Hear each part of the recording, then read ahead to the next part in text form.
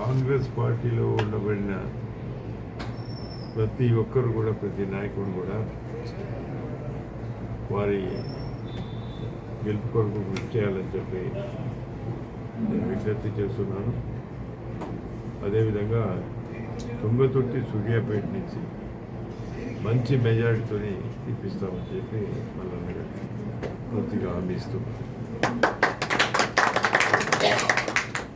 మరి 3వ తారీఖు నామినేషన్ ఉంది. దాని తర్వాత ఈ పార్లమెంట్ ఎన్నికల తర్వాత ప్రతి ఓటర్ను కలుసుకునే ప్రయత్నం చేస్తాం.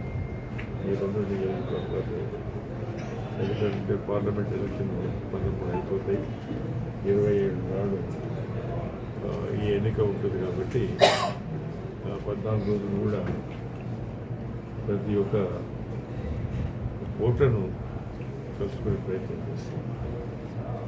ఎందుకంటే మంచి మెజార్టీతో గెలిపించాలి. ఈ రోజు వరకు కూడా బీఆర్ఎస్కు క్యాండిడేట్లు దొరకలేదు.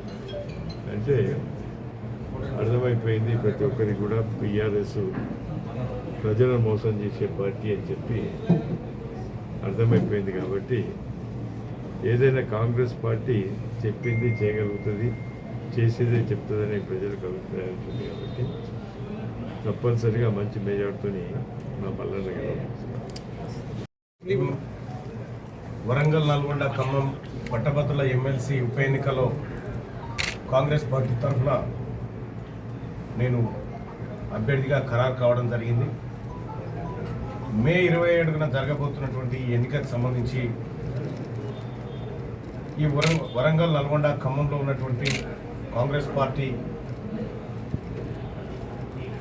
అగ్రనాయకత్వాన్ని కలుసుకుంటూ వస్తూ ఉన్నాను. అందులో భాగంగా పెద్దలు దామోదర్ రెడ్డి సాబ్ని ఇవాళ సూర్యాపేటలో కలిసి ఆయన ఆశీస్సులు పొందడం జరిగింది. రాబోతున్నటువంటి పట్టభద్రుల ఎమ్మెల్సీ ఎన్నికలో సూర్యాపేట, తుంగతుర్తి ఈ ప్రాంతాల నుంచి భారీ మెజార్టీని మల్లన్నకు అందిస్తామని చెప్పి అన్నగారు హామీ ఇవ్వడం జరిగింది. అలాగే ఈ సూర్యాపేట జిల్లాకు సంబంధించినటువంటి పట్టభద్రుల ఓట్ల విషయంలో క్లియర్గా పెద్దలు క్యాడర్కి చెప్తా ఉన్నారు.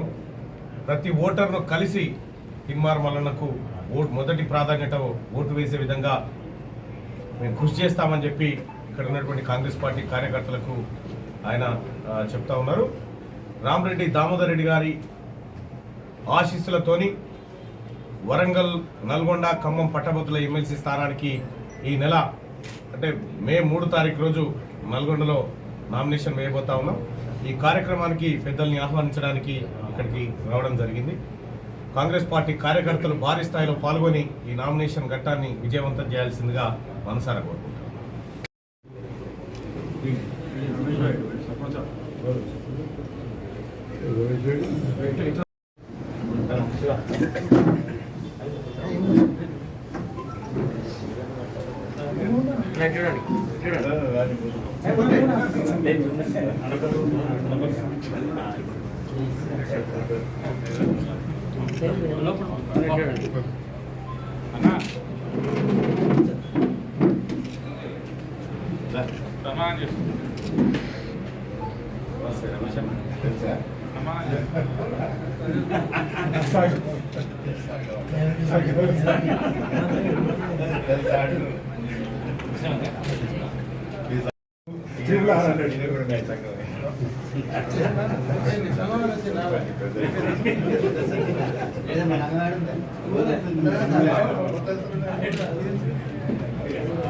మీ సంఘానికి